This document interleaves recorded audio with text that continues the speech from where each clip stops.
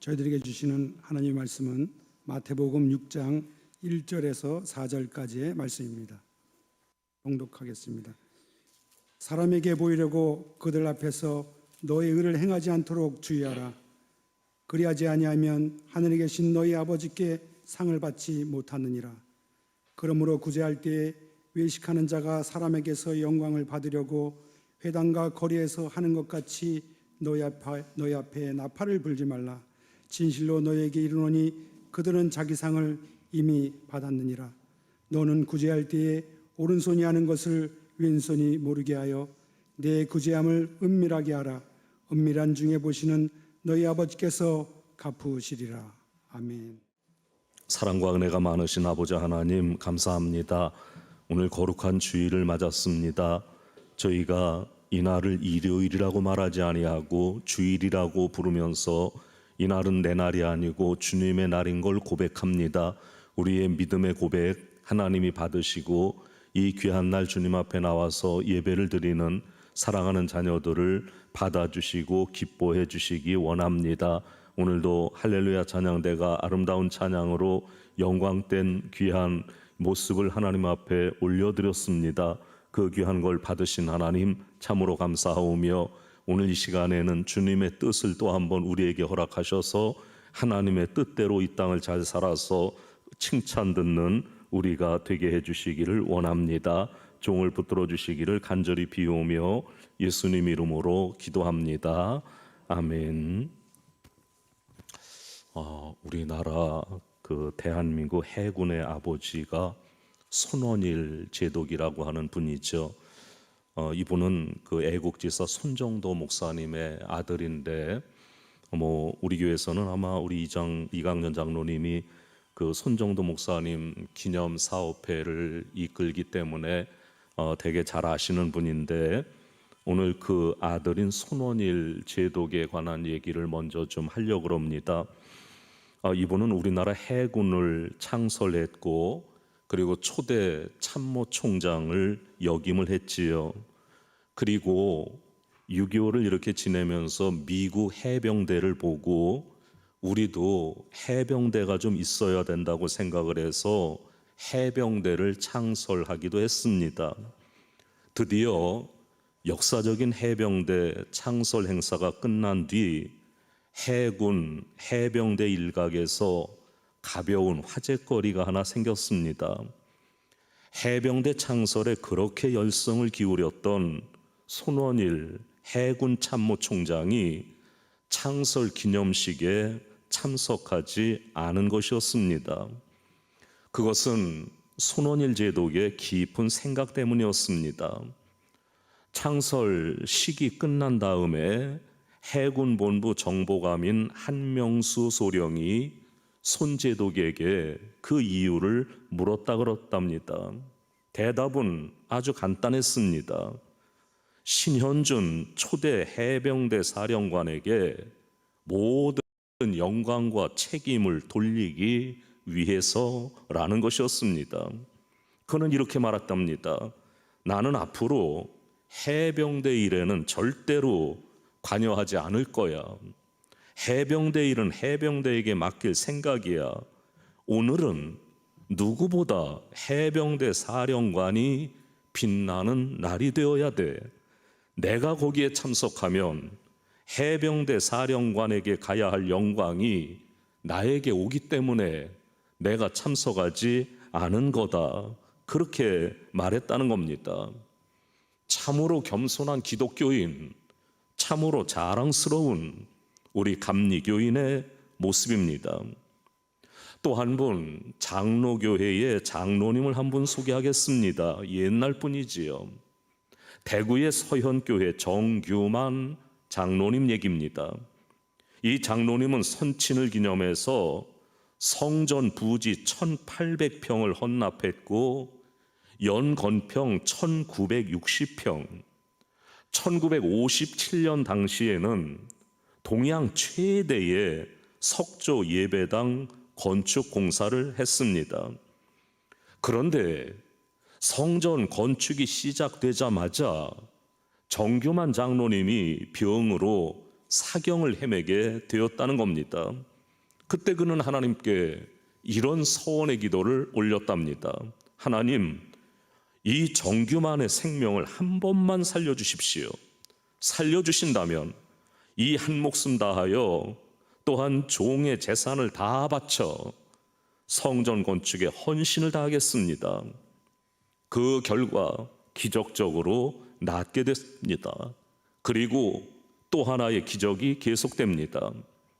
그 당시 대구 경북 지방에 악질 전염병이 만연했었는데 유독 이 정규만 장로님이 운영을 하던 활신당 한약방에 한약만 지어 먹으면 깨끗하게 낫는 거였습니다.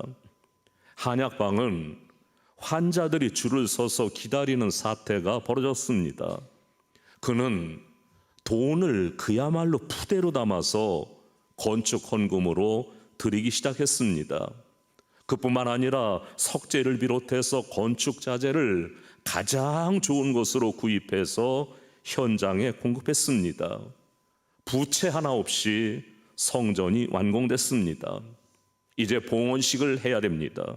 그런데 봉헌식을 하려고 교회에서 준비를 할 때 정장로님이 정중하게 부탁을 했답니다. 봉헌식은 내가 죽으면 해달라고 부탁을 합니다.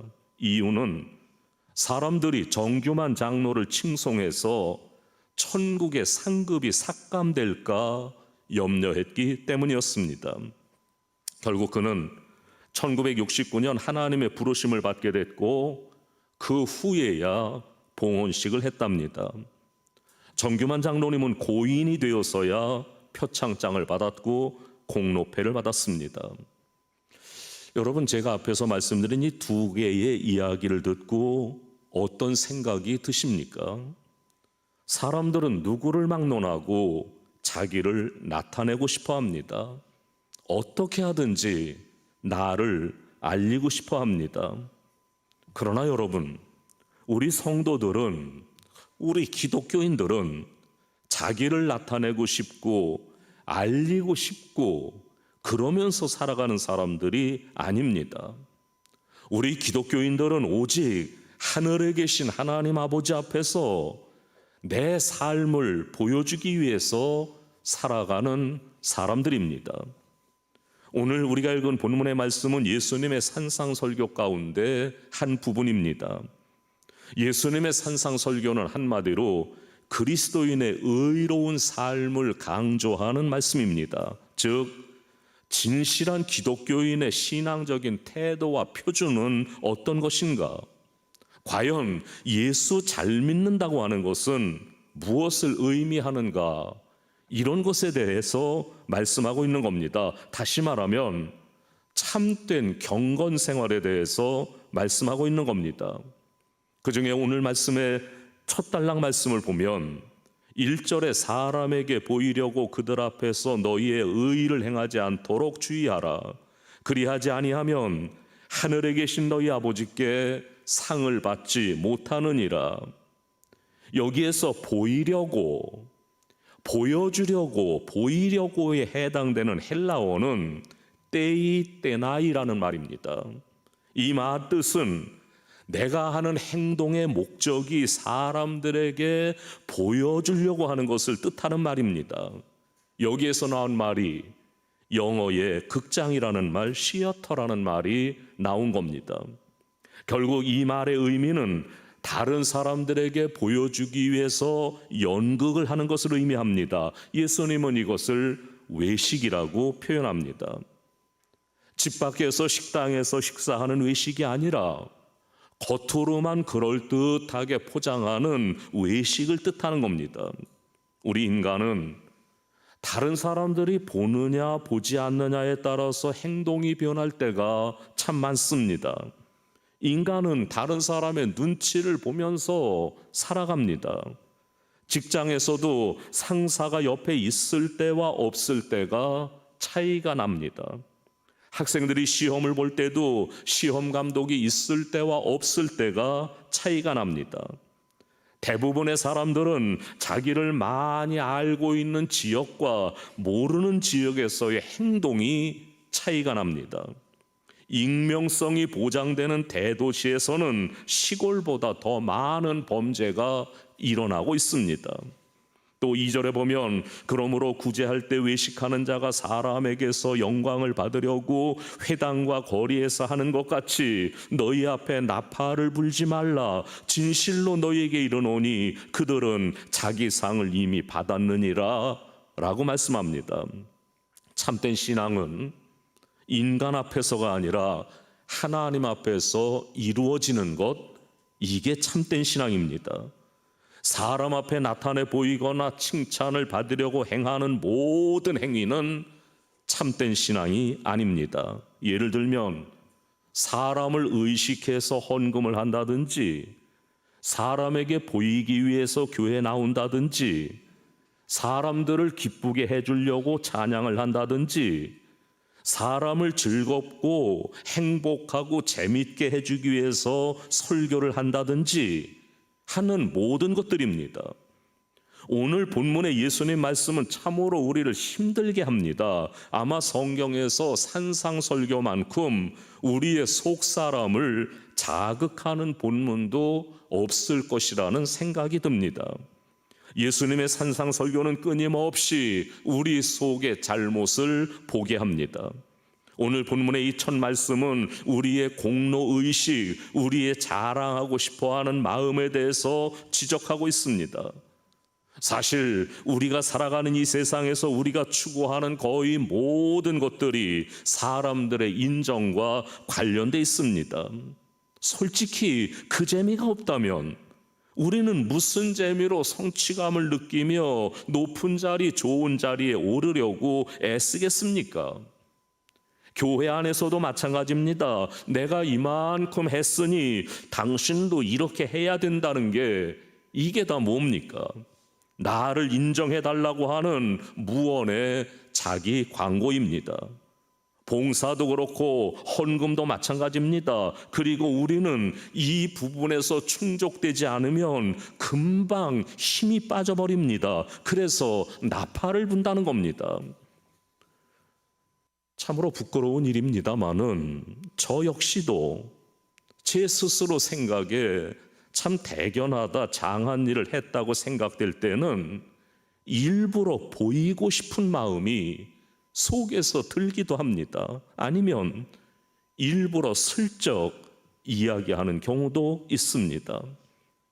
어쩌면 이것은 인지상정인지도 모르겠습니다. 그런데 예수님은 그걸 나팔을 분다고 하셨습니다.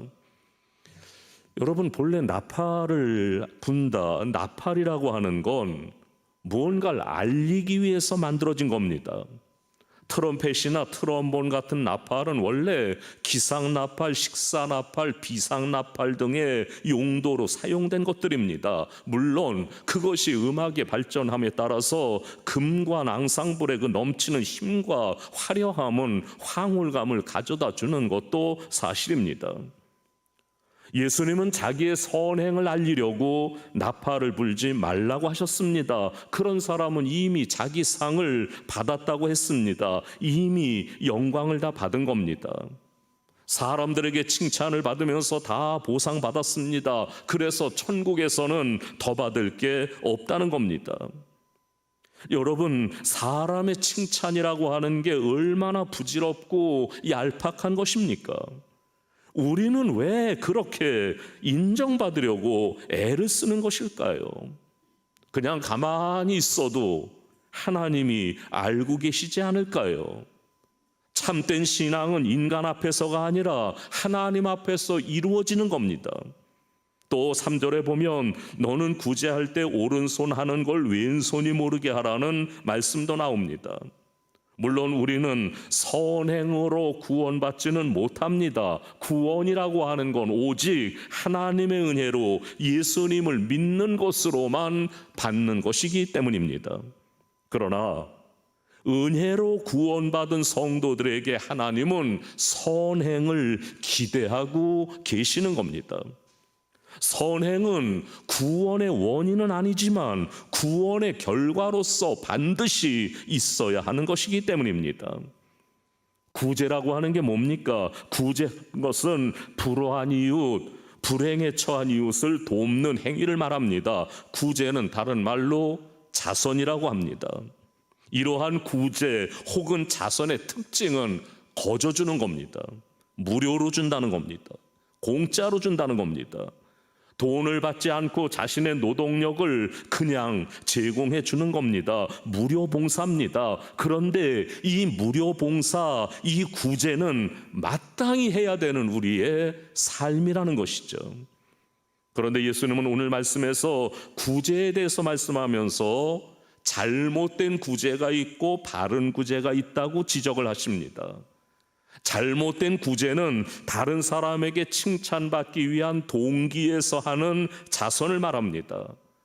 바른 구제는 오른손이 하는 것을 왼손이 모르게 하는 겁니다. 대개 사람들은 남들에게 인정을 받으려고 칭찬을 받으려고 합니다. 그러나 우리 기독교인들은 이 말씀을 기억하고 믿고 살아가야 합니다. 이러한 순수하지 못하고 진실하지 못한 의로움은 하나님 앞에 더 이상 의로움은 아닌 겁니다. 4절에 보면 내 구제함을 은밀하게 하라. 은밀한 중에 보시는 너희 아버지께서 갚으시리라. 우리가 외식하지 않는 가장 좋은 방법은 사람들의 칭찬이나 사람들의 인기를 의식하지 않고 은밀하게 보시고 은밀하게 갚아주시는 하나님을 의식하는 겁니다. 여러분, 은밀한 중에 보시는 하나님이 보상해 주시리라. 은밀한 중에 보시는 하나님이 보상해 주실 것이라고 하는 그 믿음이 참 믿음입니다. 사람의 칭찬을 받고 사람의 인기를 얻기 위해서 선한 일을 하는 것은 2절의 예수님 말씀대로 자기 상을 이미 받은 겁니다. 그러나 사람의 보상을 생각하지 않고 하나님만 의식하는 것은 참된 믿음이요 진실한 경건입니다. 이 믿음은 하나님의 살아계심과 우리의 삶을 주관하심을 믿는 그 하나님이 우리의 삶 속에서 역사하심을 믿는 그러한 믿음입니다. 물론 모든 선행이 다 은밀하게 이루어져야 된다는 것은 아닙니다. 어떤 때는 본의 아니게 선행이 알려져서 칭찬을 들을 수도 있습니다. 그러면 그때도 하나님 앞에 감사하고 오직 하나님께만 영광을 돌리는 자세를 가져야 한다는 겁니다. 우리가 하나님의 보상만을 바란다는 것은 곧 하나님만 의식하고 살아가라는 겁니다. 하나님께만 영광이 돌아가도록 하자는 겁니다. 어떻게 하나님께만 영광을 돌릴 수 있겠습니까? 여러분, 우리가 선행을 행할 때 이렇게 하는 겁니다. 내가 마땅히 해야 할 일을 했을 뿐입니다. 나에게 무슨 칭찬받을 게 있겠습니까? 또한 하나님께서 나에게 은혜를 베풀어 주셨으니 나도 하나님께 받은 은혜를 돌려주는 것뿐입니다. 이러한 마음, 하나님께서는 반드시 그런 신앙의 자세를 가진 사람을 복을 주시고 또 복을 주실 겁니다. 종교개혁자 중에 너무 유명한 존 켈빈이라고 하는 분이 자신의 삶의 모토로 삼았던 말이 있었습니다. 언제나 그걸 외치고 다녔답니다. 여러분이 너무 잘 아는 말이지요. 코람데오. 이 말은 라틴어인데 코람, 무엇 앞에서, 데오, 하나님, 즉 하나님 앞에서 여러분, 저는 그리고 여러분은 하나님 앞에서 사는 사람들입니다. 하나님 앞에서 살라는 것은 모든 행동을 숨어서만 하라는 얘기는 아닙니다. 사람 앞에 보이지 말라고 하는 것과 너희 빛을 사람에게 비치게 하라는 말은 결코 모순되는 말이 아닙니다. 하나님 앞에서 사는 삶은 우리 자신의 영광이 아니라 하나님의 영광을 구하는 삶을 말하는 겁니다. 나의 명예를 구하는 것이 아니라 하나님의 명예를 구하는 삶입니다. 이렇게 하셔야 합니다. 내가 예배를 드려도 내가 드리는 예배의 유일한 관객은 하나님 한 분이십니다. 내 예배를 다른 관객이 볼 이유가 없습니다. 다른 사람이 내 예배를 보고 판단할 이유도 없습니다. 나는 그렇게 생각해야 됩니다. 내가 지금 예배 드린다. 내 예배를 드리는데 내 예배의 유일한 관객은 하나님 한 분이시다. 나는 하나님 한 분을 위해서 예배를 드리는 겁니다. 목사를 위해서 예배 드려주는 게 아닙니다. 교회를 위해서 예배 드려주는 게 아닙니다. 또한 나의 가정생활, 직장생활, 사회생활 모두에 있어서 내가 정말로 잘 보여야 할 분은 바로 하나님이십니다. 하나님께만 잘 보이시면 되는 겁니다. 이게 예수 잘 믿는 겁니다. 여러분, 오늘 이 예수님의 말씀을 깊이 새기고 하나님만을 우리의 유일한 관객으로 알고 살아가셔서 그 하나님이 보상해 주시는 축복된 삶을 살아가시는 복된 성도들이 다 되시기를 주님의 이름으로 축원합니다. 기도합니다. 하나님 아버지, 오직 하나님께만 영광, 이것이 우리들의 모토이고 그렇게 살려고 말하고 지내왔지만 그러나 때때로 사람들이 보였고 세상이 보였고 하나님은 안 보일 때가 있었습니다. 주님, 오늘도 내가 하나님 앞에 서 있다는 사실을 기억하고 무슨 일을 하던 무슨 예배를 드리던 무슨 기도를 하던 하나님만이 나의 유일한 관객이라고 하는 이 놀라운 사실을 잊지 않고 하나님께 최선을 다하는 우리들이 되어서 하나님이 주시는 복 받고 살게 하여 주옵소서. 예수님 이름으로 기도합니다. 아멘.